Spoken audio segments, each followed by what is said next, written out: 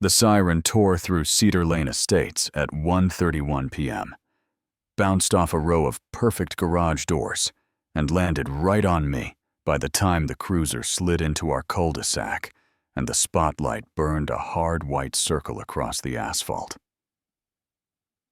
Lydia Crowell stood frozen in it, with my box in her hands, and I just let the silence tell the story.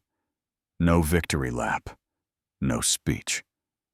Just the truth, breathing out, where everyone could see it. I'm Jordan Ellis, 3. I work from home at 118 Cedar Lane in Ridgeview, Arizona, where the grass lines are sharper than most opinions, and the HOA newsletter shows up like commandments. I sit by a front window that doubles as a little theater of suburbia. You know what I mean. The same dog walkers, the same small waves, the same feeling that if you keep your head down, you'll be fine. My neighbor Lydia learned a different rule. She's the self-appointed mayor of our street. Not elected, just loud. Always with a clipboard. Always ready to tell you where your trash can should live. And a half step behind her is Tom Khakis. Golf polos, the human version of a shrug, carrying whatever she points at. Like he's the union muscle for her confidence. The first time a package vanished, I shrugged too. Porch pirates happen. Amazon refunded me. No big deal. The second time, heard a cordless drill set. I actually needed to hang storage in my garage. Gone. I filed a report, and the officer was polite and practical. Get a camera, good tip. Except the new camera system never arrived either. Yeah, that happened. And that's when the weather turned into choreography for me. Because random theft doesn't steal the camera that was supposed to stop the theft.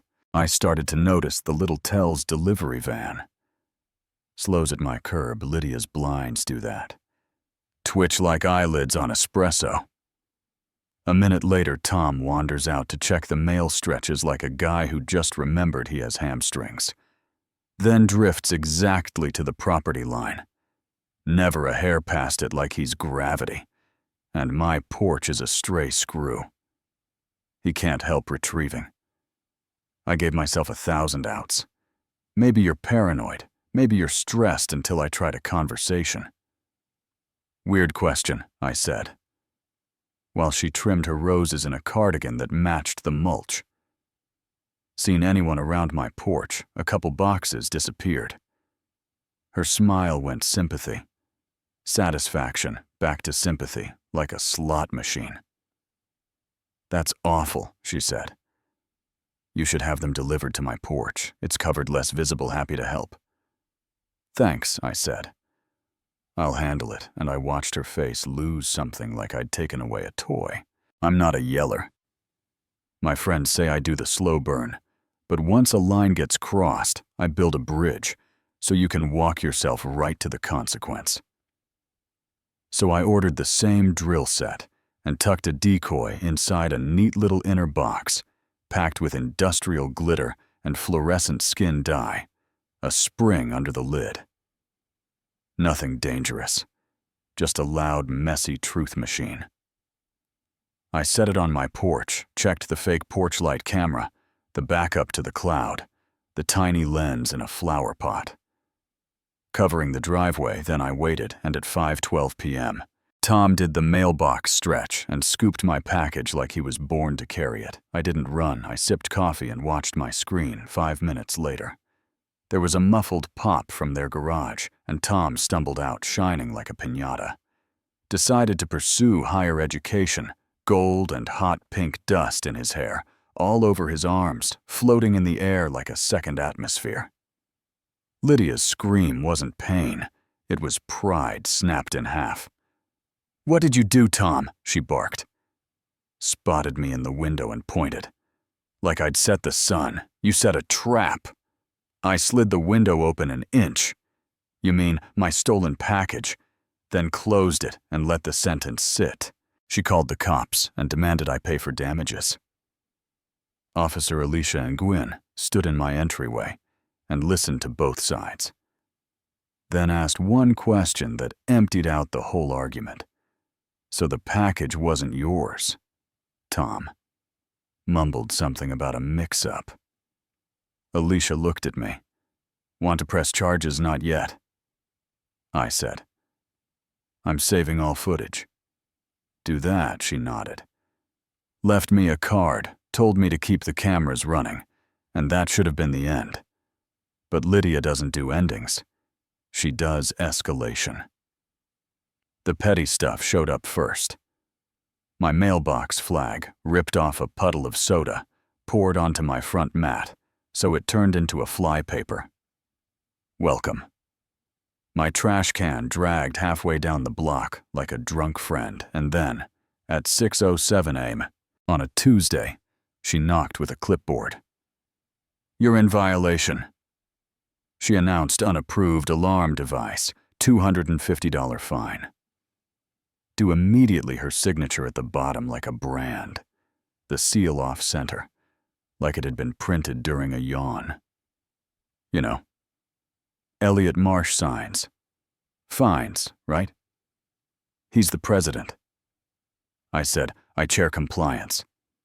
She lifted her chin. "We can co-sign. There is no compliance committee," I replied, and closed the door soft, because nothing is heavier than a slam. You don't give. That was the moment the annoyance turned into a plan.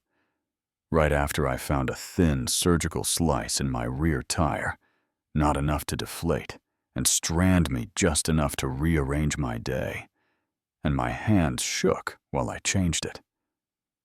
Not fear exactly. That middle place where you realize someone thinks you won't push back. So I built a second decoy, a motion sensor wired to a scream of a siren and a sharp strobe set to fire. The second the box lifted, I waited till Sunday after church traffic. When Cedar Lane dresses itself up, placed it at 12:47. And 12 minutes later, Tom did the gravity act. Lifted, and the siren did what truth does. When it finds a microphone, 60 seconds of neighborhood court doors opened, a teenager laughed. Tom flinched and dropped the box and scrambled inside. "Everything okay, Tom?" I asked from my porch, like it was small talk. He pretended the wind had said it. The next day, a certified letter was taped to my door. Unapproved alarms. Pet safety fines, payable to the HOA. Lydia's signature, again. I laughed. Scanned it, sent Elliot an email with a folder of receipts. Timestamps, stills. Glitter aftermath. Siren lift at 1:03 p.m. 3 of her fake violations. And for a beat, nothing. Then the propaganda arm spun up. A paragraph slid into the HOA newsletter about residents using invasive surveillance that violated privacy. No names didn't need them. I'm the only one with cameras that don't pretend to be birdhouses. So I played public with public, printed a look-alike newsletter, left copies in mailboxes up and down the block, except hers. A short note. Friendly heads-up footage. Shows a suspected porch thief in khakis and a golf polo secure deliveries. And by mid-afternoon, the hellos were warmer. The smiles tighter. The whispers louder. The street had started doing the math. The emergency meeting came with fluorescent lights and bad coffee. Lydia spoke first. "Marcellus has harassed us. Set booby traps, filmed our private lives, and circulated false newsletters. She stacked papers like a court clerk." Elliot nodded and turned to me. I slid a USB across the table. "That's the camera footage, the letters with her signature blocks. Officer Nguyen's incident number and the timeline delivery at 12:47 lift. At 1:03, Patricia, a board member who actually reads things, plugged it in the screen showed Tom carrying my box, and you could hear the room swallow. "Is that?" Patricia asked before stopping herself. "Lydia slapped her palm once, a misunderstanding," she said. And Elliot leaned back with a look that means we'll review. Which is suburb speak for the ground just shifted. Not today, but soon, online. The neighborhood group lit up. I didn't argue. I posted a 5-second clip with no caption. Tom in daylight on my driveway, and the thing traveled popcorn. GIFs whispers in the comments. A share to the town page. Cedar Lane, HOA couple. Caught lifting deliveries. Names, blurred identities. Obvious. And I still didn't feel like I'd won. Because I'm not a revenge guy. I'm a resolution guy. So I set one last table, a plain brown box labeled Return Authorization.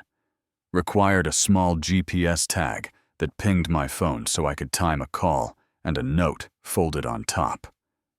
Smile for the cameras.